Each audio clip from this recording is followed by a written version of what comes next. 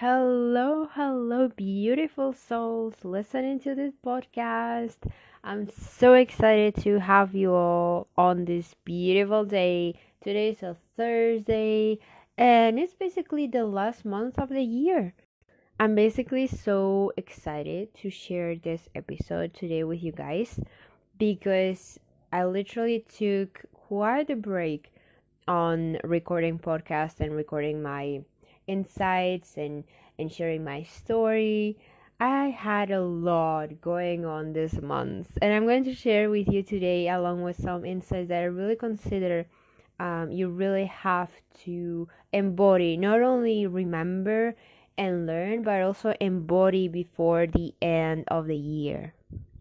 So, to start off this episode, for those of you who are new here or who don't know me, I'm Elisabetta and I'm a quantum narcissistic abuse recovery coach. This means that when I help survivors, maybe like you or like your friends or like any other, to heal from narcissistic abuse, from narcissistic psychological abuse, I make sure you heal fully mind, body, and soul.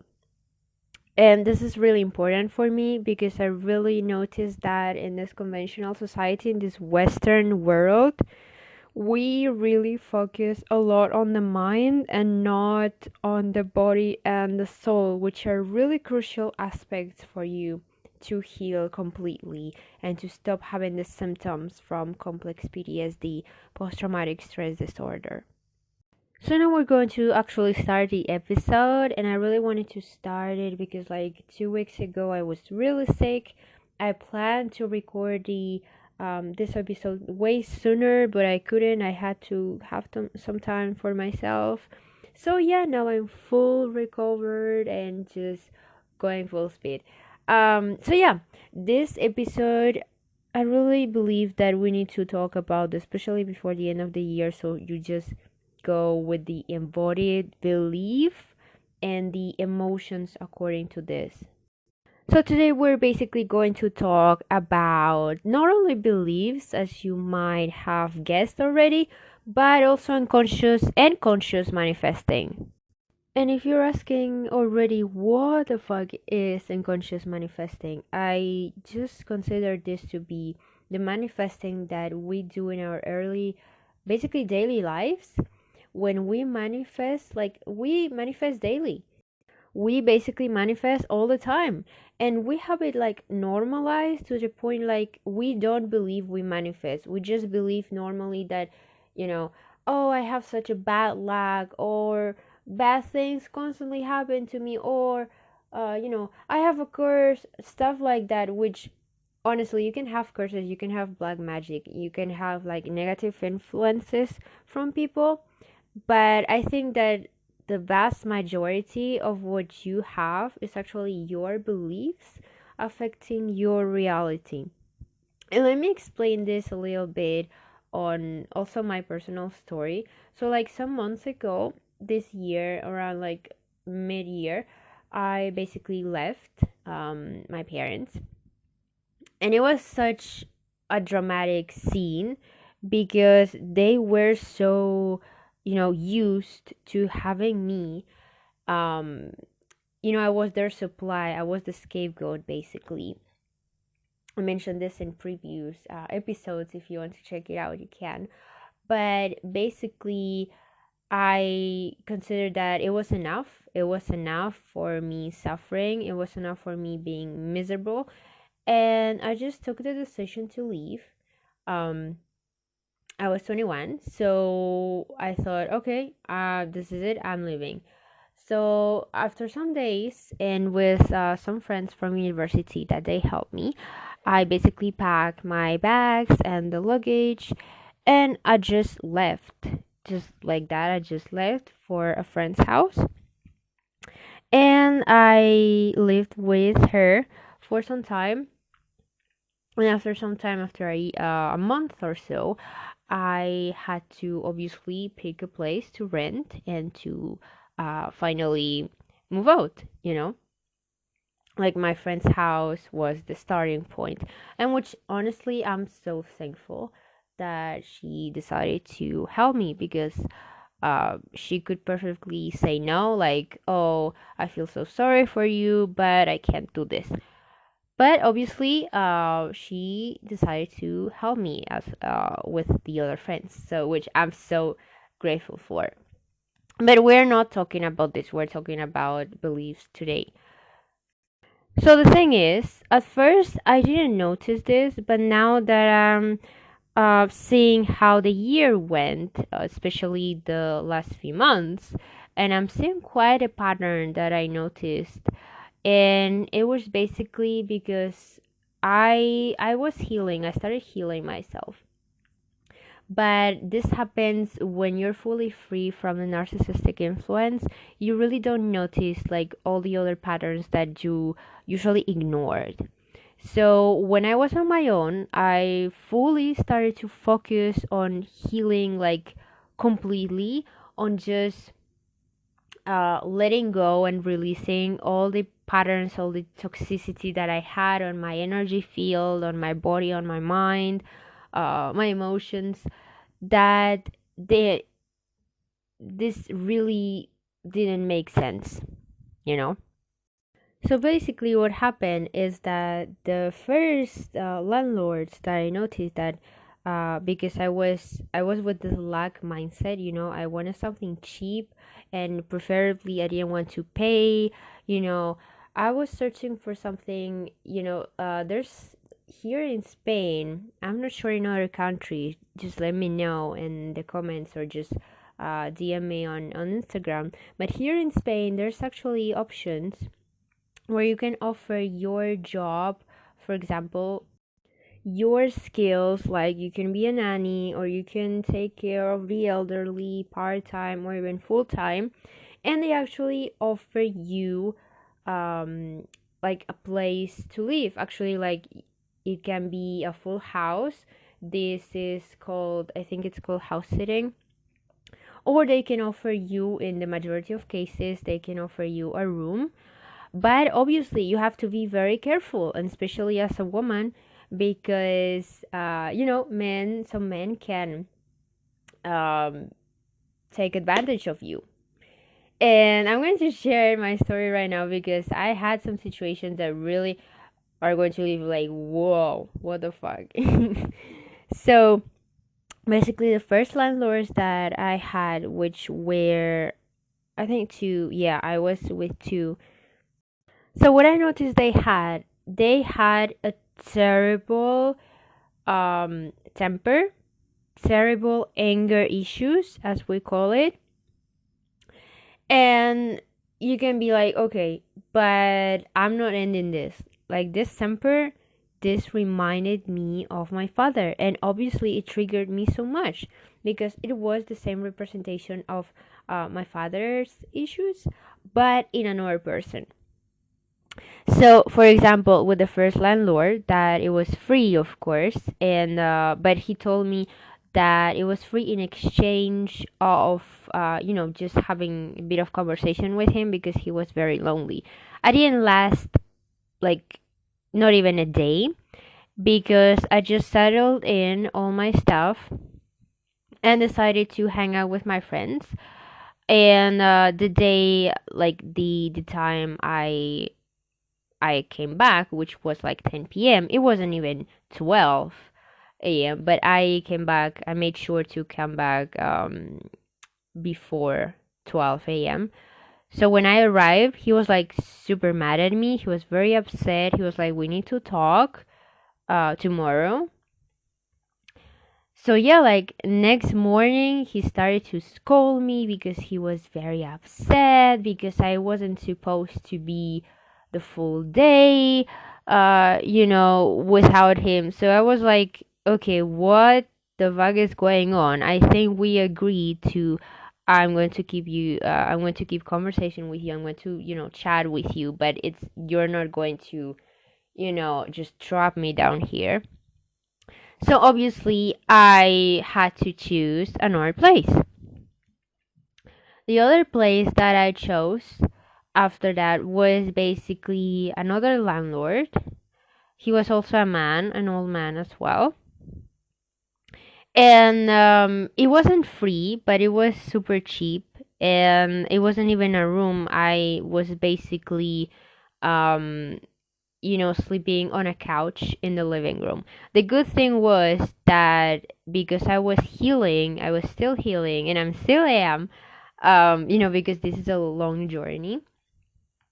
The good thing was that I didn't have to have the landlord like the whole day at home. I wanted to have like some peace.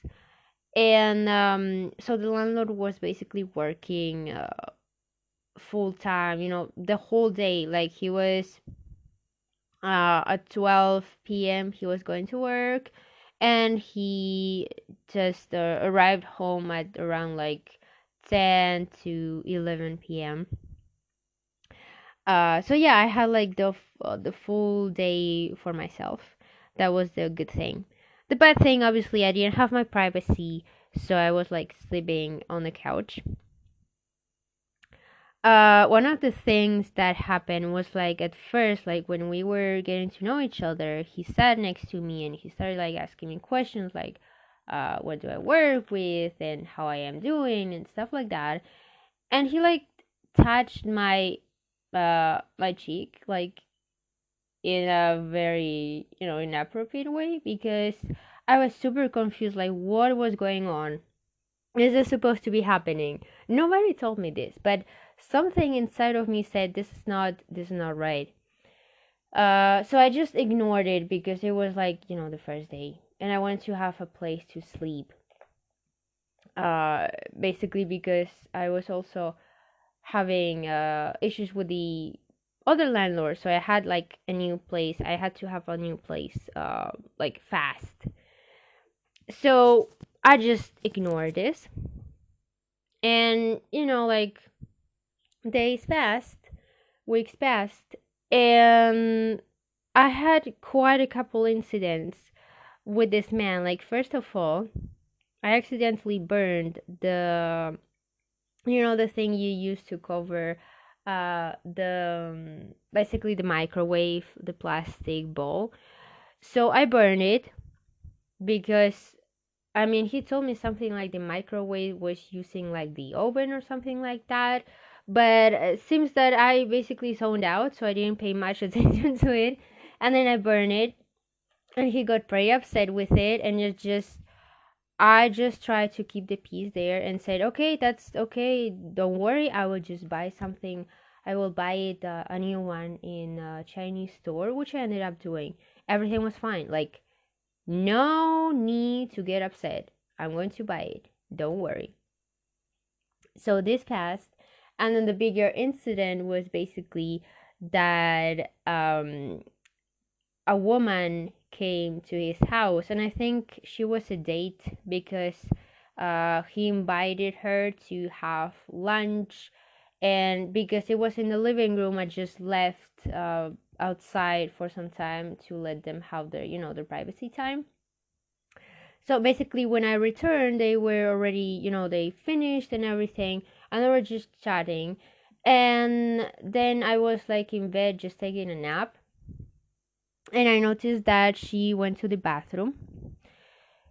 But like some time afterwards, I also had to go to the bathroom. And this is where the moment, this is where it started. So I just went to the bathroom, and I didn't just even check what was going on, but I did notice that this woman was like walking fast. She was walking really fast to the bedroom she was staying in. I thought, like, I felt this was a bit suspicious, but I didn't pay much attention to it. So I just went to the bathroom, did my thing, and then I actually looked at the toilet, and it was clogged. Like, it was clogged, um, and it wasn't me.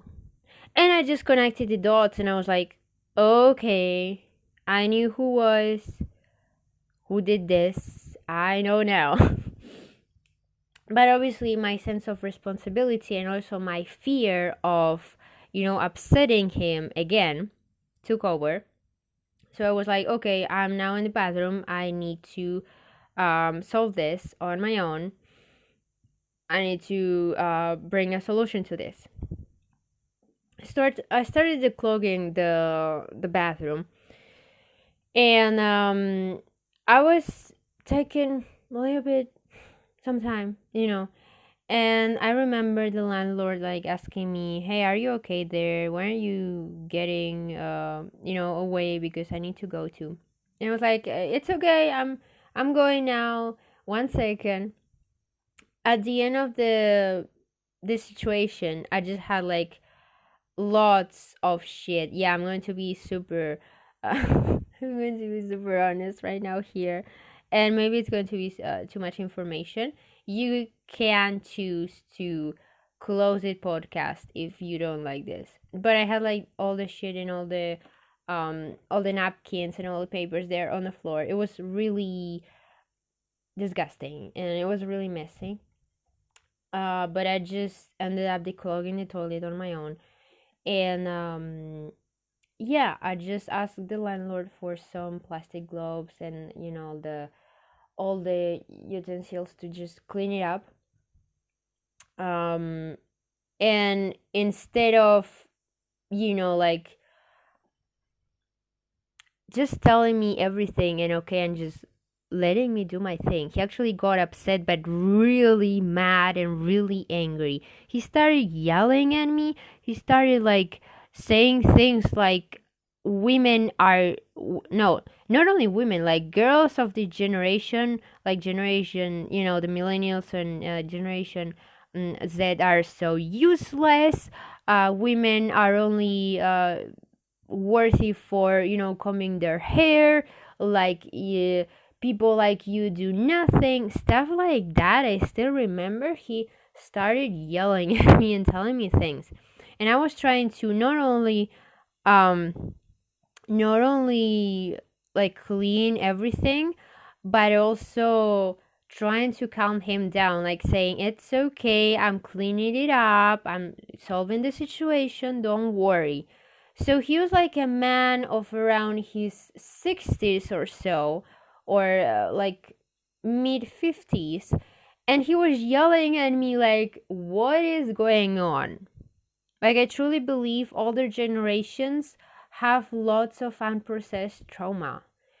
And I told him as well that it wasn't me who unclogged the toilet. I just didn't know. I didn't notice until I just finished my thing. I told him all the time, and he was like, "No, you women don't are useless, stuff like that." And yeah, basically he was yelling all the stuff. Yeah. And when this event it ended, I remember I think it was like next day or a couple of days afterwards that he just told me, I can't keep up with you. I leave you like 24 hours to find another place, and you're out of here. This also happened because he was searching for another person to rent, like giving me pressure, And he actually found a woman, and the woman was like, "Okay, I'm going to be here. Yeah, this is a nice place." And yeah, so he was like, "Okay, 24 hours. You're out of here." I was so I was so depressed. Like not sad, not even upset. I was so depressed. I was so anxious. I was so stressed. And obviously I couldn't just call my abusive household for help because they will laugh at me. They will like mock me. Any survivor of narcissistic abuse knows that you prefer anything than going back to your toxic family. So I had to do everything on my own, and it was very stressful because I never did this before. Like it was all new to me. So I remember just praying to God, to source, to everything. Um just crying silently because he was already sleeping. It was like 1 a.m., 2 a.m. I was just without sleeping. I was yeah. until 4 a.m. I didn't sleep. Actually, I remember. I did a ritual that one tarot reader told me, which I'm very grateful for, which is like quantum leaping and like sending your wish to the future, like your wish from the future, you send it to the past. This way you manifest it faster than usually, like what usually people tell you about manifesting. So yeah, I did this, and um at 4 a.m. or so, I had the money, and I requested to rent at an Airbnb. And the next morning at 6 a.m. or 7, like I had the request confirmed and I could go to that place. And it was actually a good quality place, which I was pretty satisfied with actually. Like it was super nice. So yeah, this was a part of um, the father wound, which I believe I was healing. The next situation or event that really put me to think in deep thought, that told me that there's some issues that really had to come to my attention, was when I also had a free room. Like they even shared their food with me. I was basically a nanny. I was taking care of the kids. So the landlord in this case was a woman. She was an entrepreneur, and everything was great. Like at first we clicked because both of us, she had a business in in beauty care and stuff like that, and I have my own business in helping narcissistic abuse survivors. Which, by the way, if you're really ready to work with me, if you resonate with what I'm basically experience, I really invite you to check my 13-week program, Becoming Phoenix. In this program, you will heal completely from all wounds, because this program includes like everything I'm learning and that I learned from all these experiences. And it includes like basically group coaching, private coaching, and even an online course. So just let me know if you're interested, and we can begin as soon as possible. So aside from that, we clicked on very well because we both were business women. And so at first I thought that we were both business women, because months passed, like weeks passed, and I started to find that this woman actually, she didn't have like the full growth mindset. I was going to say an entrepreneurial mindset, but it's basically the same. Growth mindset. The ability to actually see lessons in every situation and actually be able and be open to see every perspective from different angles. This woman, she was complaining all the time. um like I remember I was basically cleaning. I know that she was super stressed that she wasn't having clients and all that, but I don't think this is an excuse to be complaining all the time. She was even complaining to her own children. She had two children I was taking care of, and she was complaining all the time. And I tried to help her as well, because I had empathy and I wanted actually to, because we were both business women, and I know the struggles that you have to build your business from scratch. So obviously not all days are the best. But I remember I was cleaning the floor because not only she wanted me to take care of the children, she also wanted me to help with the house, which at first I was thinking like, okay, that seems doable. But I remember I was cleaning, mopping the floor, and I remember she was like saying, "Oh, nobody helps me. Like I'm doing things on my own." I was like, "Woman, excuse me, I'm right here in front of you." Obviously, some other times, like she acknowledged me, But basically, what I was feeling is that this woman was the representation of my mother. Because also, this woman was having like this take to criticize me all the time. Like, I remember when I wasn't, she didn't like how I cleaned, like, the floor or the couch or whatever. She just sent me photos on WhatsApp and she told me, hey, this is badly done, you need to do it better. Like stuff like that. And I remember just she sent me a photo and I was going to university and I was like having a panic attack on the bus on my way to university. I was like, woman, please, can you let me start the day well? It was funny but sad at the same time because I was allowing myself to be with this environment. It was like the perfect representation of a toxic relationship. The good days were the best ever. The kids were amazing. I really love children. So the kids were amazing. They were behaving so well. I was teaching them, morals and things that they didn't know. Not only like I was teaching them obviously like English, for example, or like helping them to do homework, but I was also helping them to learn other things like drawing, for example. I love drawing, and the children also learned to love it as well. So it was pretty fun. But on the bad days, it was it was unbearable because when the mother was in a bad mood, the children, who I believe also had their own, mental health issues, they yearn for her attention. And they also were in a bad mood and they also behaved very badly. And then that wasn't even the worst because they also complained about me to the lady, which was pretty triggering to me. Like betraying you in this way. I understand they are her children and she's the mother. But if there's an issue, please tell it to my face.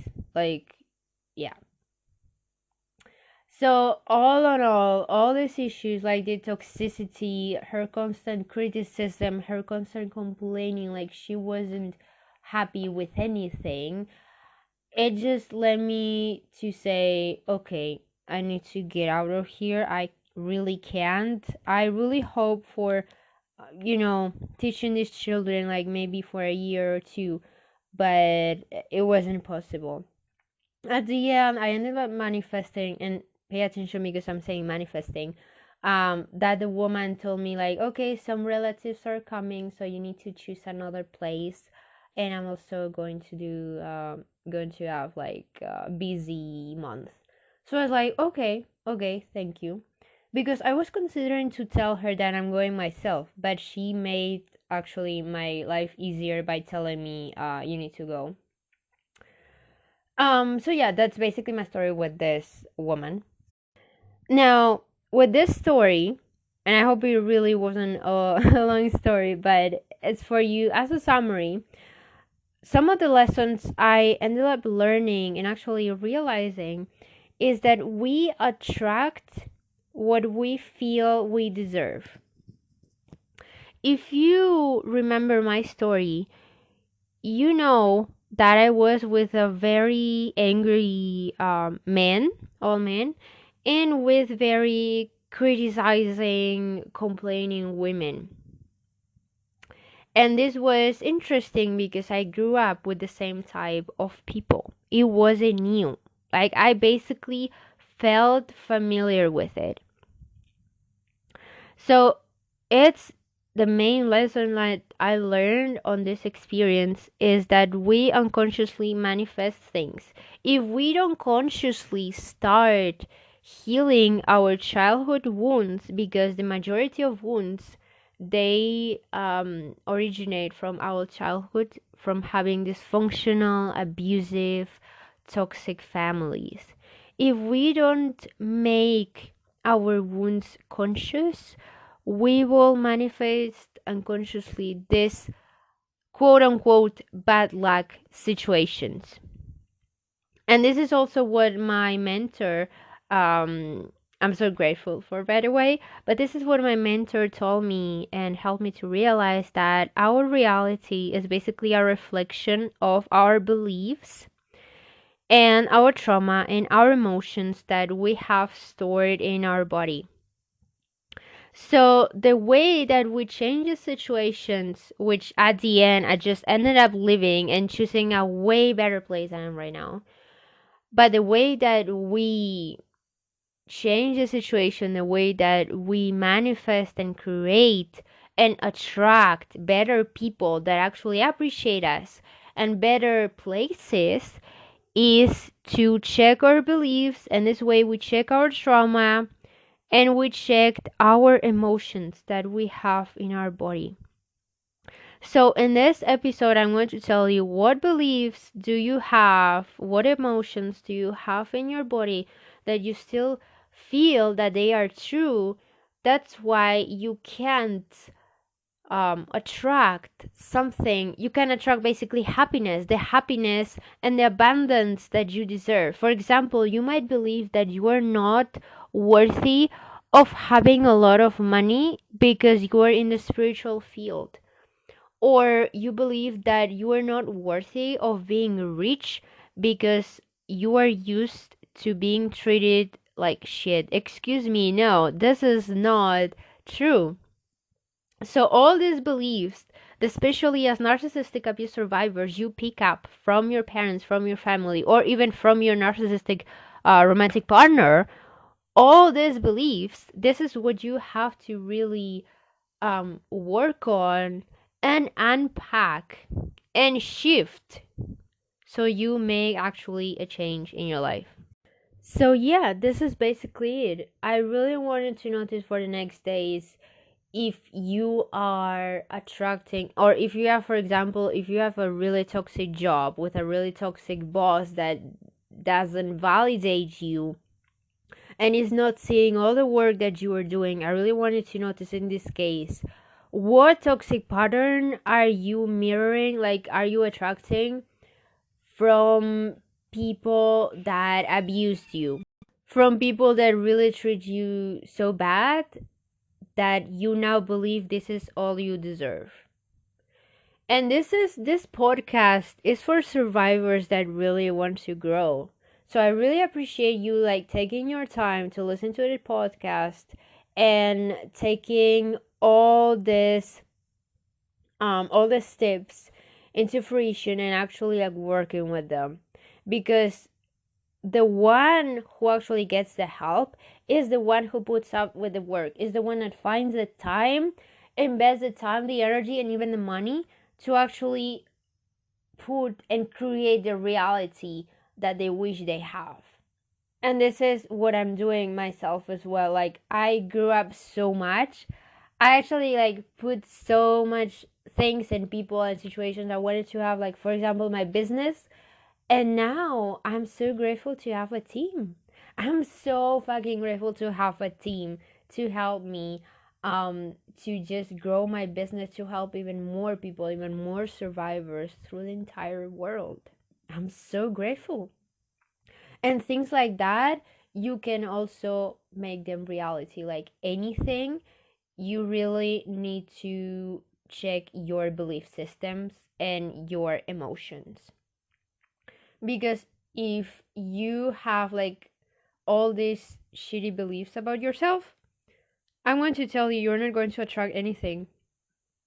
Like, I don't believe you can fake it till you make it. You can't fake it in the universe and your soul, because the universe taps into your frequency.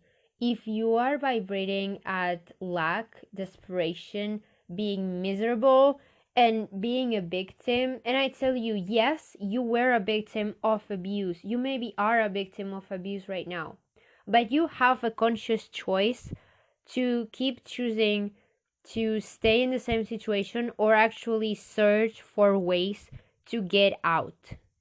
This is something that you do have control over because you have free will, and you can get out of any toxic situation when you ask actually for help.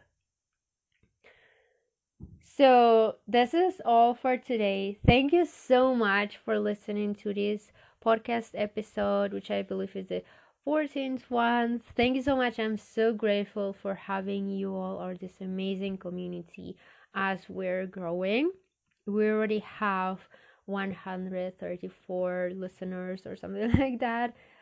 Thank you so much. And just tell me, let me know, how did you find this episode? What did you like best? Like, did you find these tips of value to you? Did you actually apply them before?